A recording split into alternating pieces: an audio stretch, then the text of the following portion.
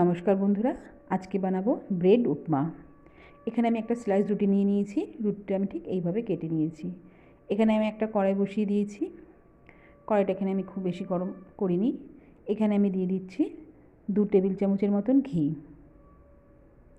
ঘিটা আমার একটু গরম হয়ে গেলে আমি এতে দিয়ে দিচ্ছি কিছু চিনেবাদাম আর কাজু বাদাম। চিনেবাদাম আর কাজু বাদামটা দিয়ে আমি একটু ভালো করে ভাজা করে নেব।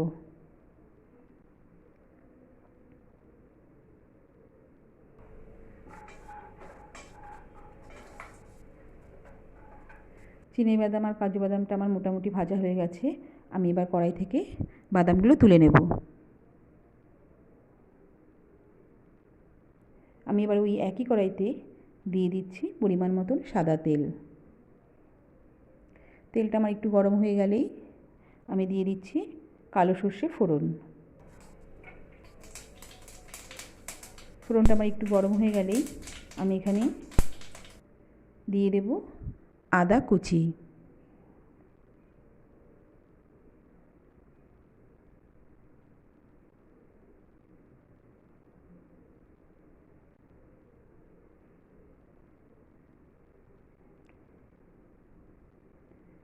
দিয়ে দিচ্ছি আমি আদা কুচি। আদাটা আমি এখানে খুব মিহি করে কুচি করিনি। আদাটা দিয়ে আমি একটু নাড়াচাড়া করে নেব। দিয়ে দিচ্ছি আমি এখানে লঙ্কা কুচি। এখানে আমি 6টা লঙ্কা কুচি করে নিয়েছি। ঝালটা আপনারা নিজেদের স্বাদ অনুসারে দেবেন। আদা লঙ্কাটা আমি একটু ভাজা করে নেব।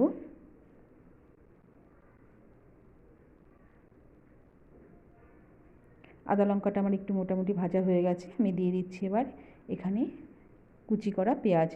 এখানে পেঁয়াজটা আমি খুব বেশি মিহি করে কুচি করিনি। এখানে আমি বড় সাইজের 2টো পেঁয়াজ নিয়েছি। পেঁয়াজটা আমি এখানে একটু কালারটা চেঞ্জ হওয়া পর্যন্ত নাড়াচাড়া করে নেব।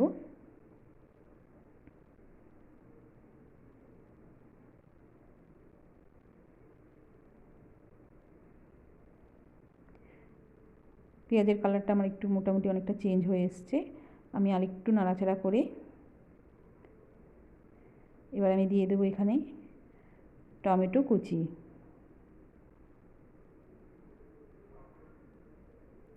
এখানে আমি বড় সাইজের একটা টমেটো একটু কুচি করে কেটে নিয়েছি। এবার টমেটোটা দিয়ে পেঁয়াজের সাথে আমি একটু ভাজা করে নেব। এখানে আমি ওভেনের ফ্লেমটা একটু মিডিয়ামে রেখেছি। একটু নাড়াচাড়া করে আমি ঢাকা দিয়ে দিচ্ছি। ঢাকাটা তুলে আমি আবারও একটু নাড়াচাড়া করে নেব। এখনও আমি এখানে কোনো নুন এখনও দিইনি।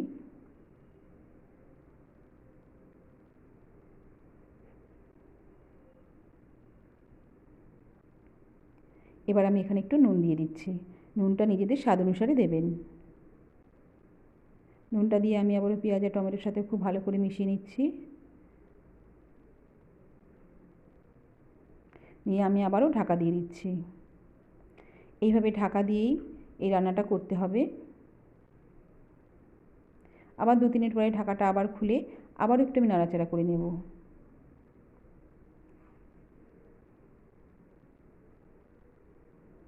এবার আমি এখানে দিচ্ছি 1/2 চামচের মতন হলুদ গুঁড়ো।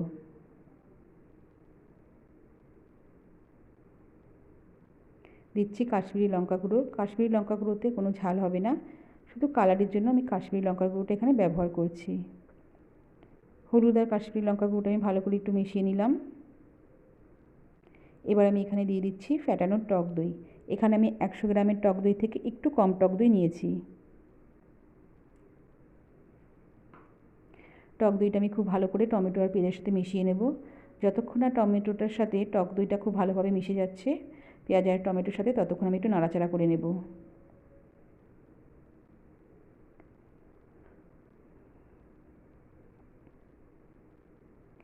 টক দইটা আমার খুব ভালোভাবে মিশে গেছে পেঁয়াজ আর টমেটোর সাথে।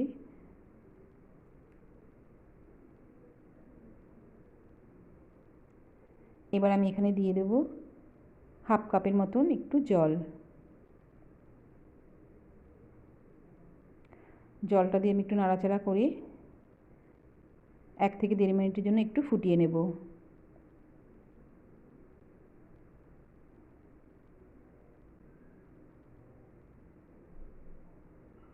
ঢাকা দিয়ে আমি 1 থেকে 1.5 মিনিটের জন্য একটু ফুটিয়ে নিচ্ছি। ঢাকাটা তুলে আমি আবার একটু চেক করে নিচ্ছি। আমি আর ঝোলটা এখানে শুকাবো না। এবার আমি এখানে দিয়ে দিচ্ছি কেটে রাখা পাউরুটির টুকরোগুলো।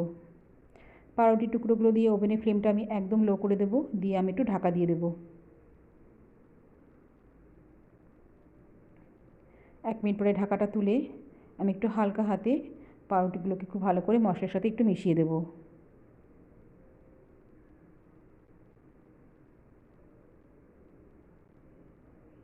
ওভেনের ফ্লেমটা আমি আর হাইতে দেবো না, এবার লো ফ্লেমেই আমি বাদবাকি কাজটা সারবো। পাউরুটির টুকরোগুলো আমার খুব ভালোভাবে মেশানো হয়ে গেছে। আরেকটু নাড়াচাড়া করে আমি এখানে তো দিয়ে দেবো জলের ছিটা। আমি এখানে সামান্য একটু জলের ছিটা দিয়ে আমি ঢাকা দিয়ে আবারও 1 মিনিটের জন্য রেখে দেবো।